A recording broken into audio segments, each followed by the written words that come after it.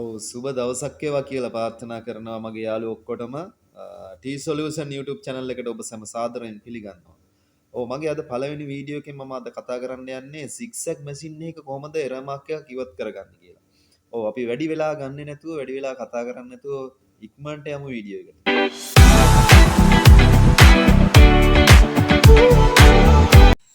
හොඳයි මුලින්ම අපි මැෂින් එකේ පවර් ඔන් කරගන්නවා. දැනට කිසිම ප්‍රශ්නයක් නැහැ මැෂින් එකේ මේ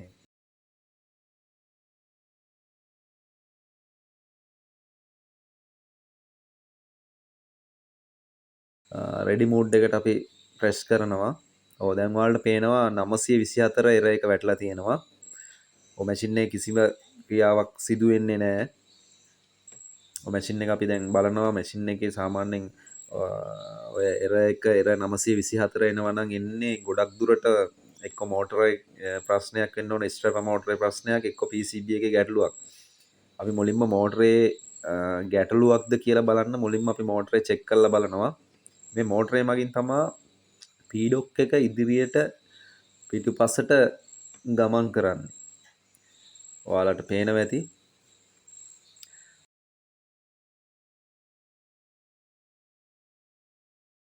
හෑන්ඩ් වීල් එක ගලවලා ඉවත් කරගන්න ඕන. මොකද මේ පැත්තේ තමා ගලවන පැත්තේ තමා ඕකේ සම්බන්ධ වයර් කනෙක්ටර්ස් දෙකක් තියෙනවා. ඒ දෙක ගලවලා ඉවත් කරගන්න ඕන. සයිඩ් කප් එක ගලවන්න ඕන.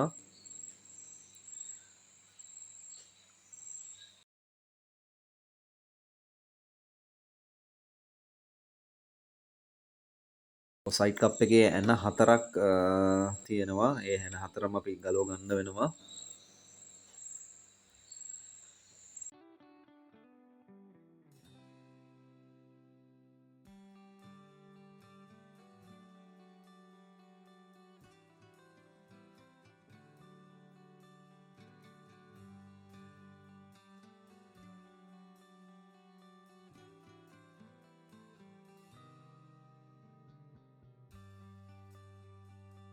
ඔව් දැන් සයිඩ් කප් එක අපි ගලවලා ඉවත් කරගත්තා. ඊට පස්සේ මැෂින් එක ඇල කරලා මැෂින් එකට සම්බන්ධ කේබල් දෙකක් තියෙනවා. එකක් කන්ට්‍රෝල් බොක්ස් එකට ගිහිල්ලා තියෙනවා. අනිත් එක මෙතන ඔයාලට පේනවා ඇති PCB එකක් තියෙනවා. ඒකට සම්බන්ධ වෙලා තියෙනවා. ඒ දෙක අපි ගලවලා ඉවත් කරගන්න ඕන මුලින්ම අපිට මෝටරේ ප්‍රශ්නයක් තියෙනවද කියලා චෙක් කරගන්න. මුලින්ම ඔය එන දෙක ගයිඩ් කරලා තියෙන බ්‍රැකට් එක ගලවලා ඉවත් කරලා ඔයාලට පේනවා ඇති මෙතන CN98 කියලා කේබල් එකක් තියෙනවා. ඒ ජම්පර් එකක්. ඒක අපි එළියට ගලව ගන්න ඕන. ඔව් මෝටරේ සම්බන්ධ එක වයර් එකක් දැන් ගලවලා ඉවත් කරගත්තා. ඊළඟ වයර් එක තියෙන්නේ කන්ට්‍රෝල් බොක්ස් එකේ. කන්ට්‍රෝල් බොක්ස් එක අපි ගලවලා ෆියන ගලවලා ඒක ඇන හතරක් තියෙනවා. ඇන හතර ගලවලා ඒකට සම්බන්ධ කේබල් එකත් අපි ගලව ගන්නවා.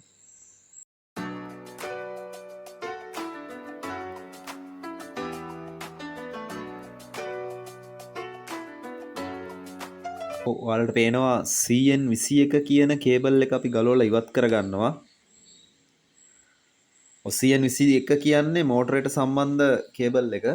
දැන් මෝටරේට සම්බන්ධ වයර් දෙකම අපි ගලවලා ඉවත් කරලා තියෙන්නේ. ඊට පස්සේ ඔතන ක්‍රෑන්ක් එකේ මෝටරේට සම්බන්ධ ක්‍රෑන්ක් එකේ අපි මල් ඇනේ බුරු කරගන්න ඕන. ඔය දැන් මෝටරේ සම්පූර්ණ මේ සම්බන්ධ කොටස දැන් බුරු කරලා තියෙන්නේ. අපි දැන් මැෂින් එකට සම්බන්ධ ඔය ඇලන් ඇන හතරක් තියෙනවා මෝටරේ සම්බන්ධ වෙලා තියෙන. ඒ ඇන හතර අපි දැන් ඉවත් කරගන්න යන්නේ ගලවලා. ඔයාලට මට කියන්න බැරි වුණ දෙයක් තියෙනවා. දැන් මැෂින් එකේ මෝටරය හොඳද නැද්ද කියලා බලා ගන්න පුළුවන්. නැවත වරක් අපි කේබල් එකයි කේබල් දෙක මෝටරේට සම්බන්ධ කේබල් දෙක සම්බන්ධ කර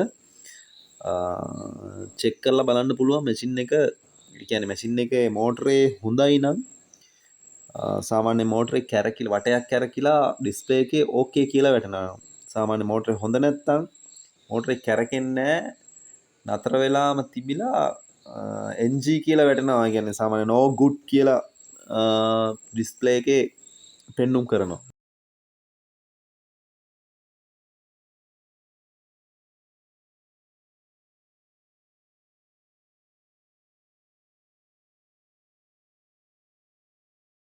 දැන් මේ පේන මෝටරේ ගොඩක් හිරයි කැරකෙන්නේ නැහැ. අපි හිතන්නේ මෝටරේ ගැටලුවක් පවතින බව. දැන් මැෂින් එක අපි M1 ඔබාගෙන මැෂිම ඔන් කරනවා. සාමාන්‍ය මැෂිම ඇල කරලා තියෙද්දි මැෂිම ඔන් කරනවා නම් අපි M1 ප්‍රෙස් කරගෙන තමයි පවර් ඔන් කරන්න ඕන. ඊට පස්සේ අපි යනවා චෙක් ප්‍රෝග්‍රෑම් වලට අංක 10 චෙක් ප්‍රෝග්‍රෑම් වලින් යනවා P driving motor adjustment. ඒකට ගිහිල්ලා අපි enter icon එක ඔබනවා. කෙලින්ම ඩිස්ප්ලේ එකේ NG වැටෙනවා. ඒ කියන්නේ මෝටරේ ගැටලුවක් තියෙනවා. දැනට මෝටරේ කැරකෙන්නේ නැහැ. NG වැටලා තියෙනවා. ඒ කියන්නේ මෝටරේ ගැටලුවක් තියෙනවා. දැන් අපි අලුත් මෝටරේ හම්බුණා අපිට.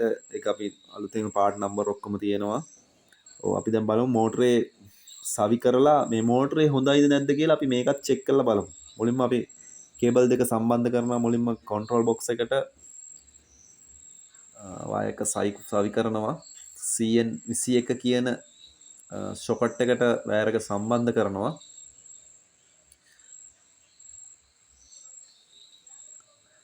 ඊට පස්සේ අපි මෝටර් එක ගාව තියෙන PCB එකට සම්බන්ධ ෂොකට් එකත් සවි කරගන්නවා. නැවත වරක් අපි M1 ප්‍රෙස් කරගෙන මැෂිම ඔන් කරනවා. මෙම අවස්ථාවේදී අර විදිහටම චෙක් ප්‍රෝග්‍රෑම් යන්න ඕනේ. අංක 10 ගිහිල්ලා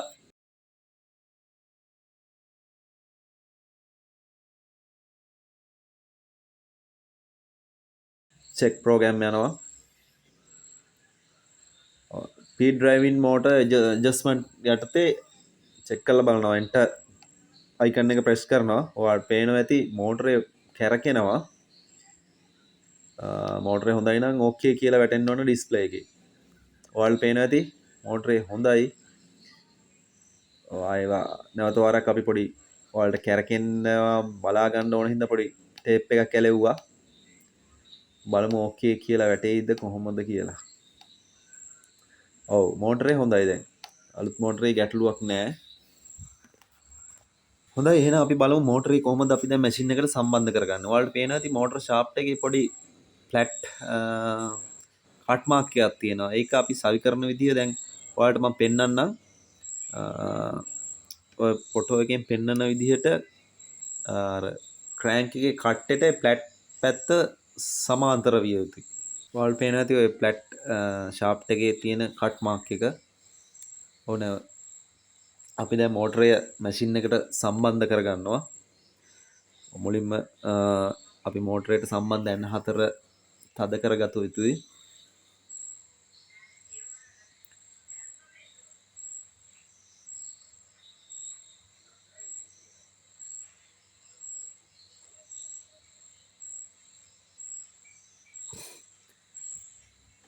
ඔව් මේක සවි කරන විට අපි පොඩි දෙයක් තියෙනවා ඔයාලට මම කියන්න. ඔතන ඔය ක්‍රෑන්ක් එක අංශක 90ට තිබිය යුතුයි. ඔයාලට පේනවා ඇති මේ ෆොටෝ එකෙන් එය කොහොමද සවි කරලා තියෙන්නේ කියලා. ඔව් මෙතනදී සැලකිය යුතු දෙයක් තියෙනවා.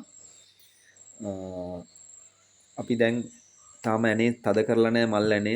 මේක හයි කරනකොට අපිට ඔය ක්‍රෑන්ක් එකයි ලින්ක් එකයි අංශක 90ක කෝණයක තියලා තමයි අපි තද කරන්න ඕන. දැන් ෆොටෝ එකේ අපිට පෙන්නලා තියෙනවා ඔයාලට ඒක පැහැදිලි වෙනසේ. ඔව් දැන් අපි අංශක 90ට කෝණයකට අපි ලින්ක් එකයි ක්‍රෑන්ක් එකයි තියලා මෙතන තියෙන මල් ඇනේ තද කරගන්නවා. ඉන්පසු අපි අර ගලවගත්ත සියලුම කොටස් අපි නැවත වාරයක් සම්බන්ධ කරගන්නවා වයර් වල ගයිඩ් ඒවා සම්බන්ධ කර ඊට පස්සේ මැෂින් එකට සම්බන්ධ සයිට් කප් එක සම්බන්ධ කරගන්නවා. ඉන්පසු හෑන්ඩ් වීල් එකත් නිවැරදි ආකාරයට සවි කරගන්නවා. ඔයාලට පේනවා ඇති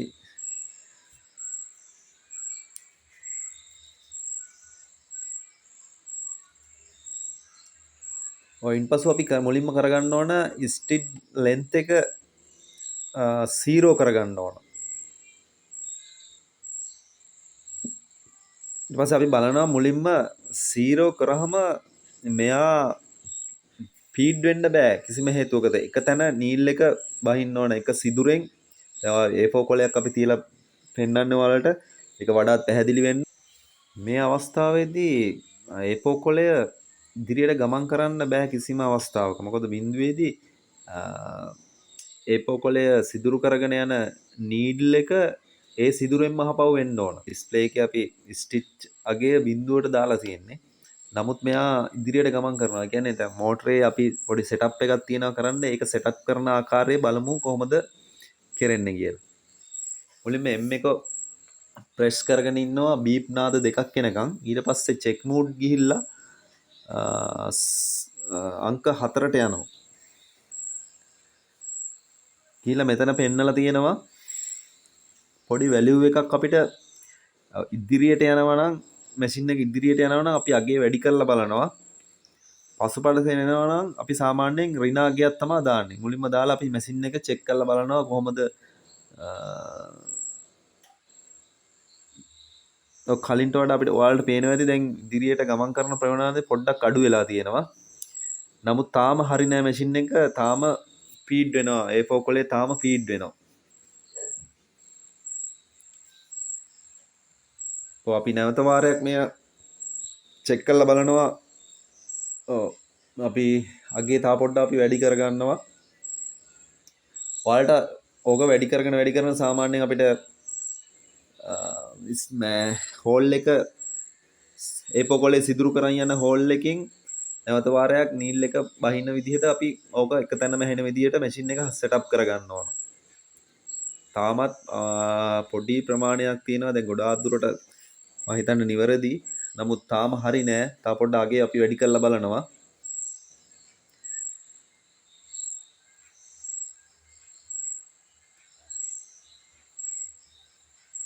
අපි මැෂින් එක සම්පූර්ණ ඕෆ් කරලා ඔන් කරනවා.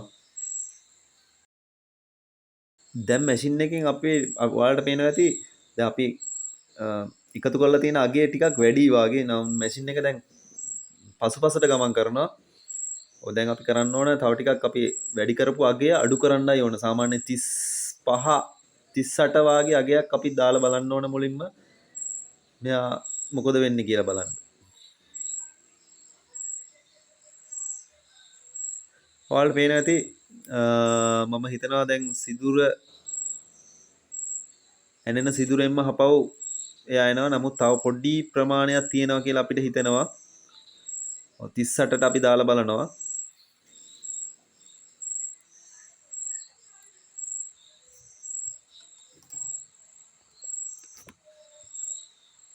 දැන් ඔයාලට පේනවා ඇති දැන් මම හිතනවා දැන් නම් මැෂින් එක නිවැරදි කියලා. බිඳුවේදී සාමාන්‍යයෙන් මැෂින් එක ෆීඩ් වෙන්න බෑ. කියන්නේ බැක් වෙන්නත් බෑ, ෆෝර්වර්ඩ් වෙන්නත් බෑ. දැන් එක තැන මැෂින් එක රන් වෙනවා. ඔයාලට පේනවා ඇති. ඊළඟට අපි කරගන්න ඕන මැෂින් එකේ තියෙන උඩරිම ස්ටිච් අගය දාගන්න ඕන. 2.5ට දාලා එන්ටර් කරනවා. ඊට පස්සේ අපි බැක් ටැග් එකෙත් ඒ අගේම අපි ඍණ අගයක් දාගන්නවා. මොකද ඒ බැක් ටැග් කියන්නේ පස්සට මැහෙන අවස්ථාවේ ස්ටිච් එකේ දුරනේ. එතකොට ඒකත් අපි ඍණ 2.5ට දාලා බලනවා. මේ අවස්ථාවේදී අපි චෙක් කරලා බලන්න ඕන මැෂින් එක නෝමල් අවස්ථාවට දාගන්න ඕන. 6 මැෂින් එකන්නේ අපි මෙය නෝමල් කරගන්නවා මුලින්. එනවා ඇති දැන් මෙය A4 කොලේ උඩ නෝමල් මැෂින් එකක් විදිහට මැහෙනවා ඉදිරියට. අපි දැන් පසුපසට ටැග් කරලා බලමු කොහොමද මෙයා ගමන් කරන්න කියලා. බැලුමට ඔයාලට පේනවා ඇති පොඩි වෙනසක් තියෙනවා මේ ස්ටිච් වල. ස්ටිච් එකේ වෙනසක් ඇති වුණොත් අපි කොහොමද ඒක නිවැරදි කරගන්නේ කියලා ඔයාලට මේ රූප සටහනින් ගොඩක් පැහැදිලි වෙනවා. K330 කියන්නේ අපේ ඉදිරියට මැහෙන ස්ටිච් වල අසමානකමක් තියෙනවා නම් එය නිවැරදි කරගන්න පැරාමීටර්ස් එක. එතකොට K331 කියන්නේ අපි රිවර්ස් එකට මහනවා. ඒක නම් නැතොත් බ්‍රැක් ටැග් එකේ ස්ටිච් අතර දුර ඒ කියන්නේ 2.5 නැත්තම් ඊට වඩා අඩුයි හෝ වැඩි නම් නිවැරදි කරගන්නේ 331න් K පැරාමීටර්ස් වලට ගිහිල්ලා අපි බලමු ඒක කොහොමද අපි වෙනස් කරගන්නේ කියලා. ඔයාලට පේනවා ඇති මේ රූප සටහනේ මේ ඔය කියන්නේ නීල් හෝල් එකක් අතර දුර තමයි අපි 2.5කට අපි ස්ටිච් ගාන බැලුවේ ඩිස්ප්ලේ එකේ දාලා. රිවර්ස් එකෙත් අපි 2.5ම තමයි දැම්මේ. එතකොට මෙය සමාන විය යුතුයි. ඒ කියන්නේ රිවර්ස් එකයි ඉදිරියටම හැන්ඩි කොහොමද තියෙන්නේ? ඒ දෙක සමාන විය යුතුයි. නැති වම් පැත්තේ තියෙන ස්ටිච් එකේ පොඩ්ඩක් වෙනසක් තියෙනවා රිවර්ස් ටැග් එකට වඩා. ඒ කියන්නේ එයාගේ ස්ටිච් ගාන චුට්ටක් ඈතයි කියලා අපිට පේනවා. ඒ කියන්නේ 2.5ට වඩා දුරයි. මුලින්ම M එක ප්‍රෙස් කරගෙන ඉන්නවා බීප් නාඩ් දෙකක් එනකම්. ඊට පස්සේ අපි යනවා K330ට. ඒ අගේ 150ක් තියෙනවා. අපි ඒ අඩු කරගන්නවා 100ට දමා ගන්නවා. ඊට පස්සේ අපි මැෂින් එක මහලා බලනවා කොහොමද මේ නියවැරදි වෙලාද නැද්ද කියන වගේ. අපේ ස්ටිච් අගය කොහොමත් 2.5ට වඩා වැඩිය තමා තිබ්බේ. 2.8ක් 3ක් වගේ අගයක් තමා පෙන්නුවේ. අපි දැන් වැලියු එක පොඩ්ඩක් අඩු කරා K330. ඔයාලට පේනවා ඇති දැන් පොඩි සමානකමක් පෙන්눔 කරනවා.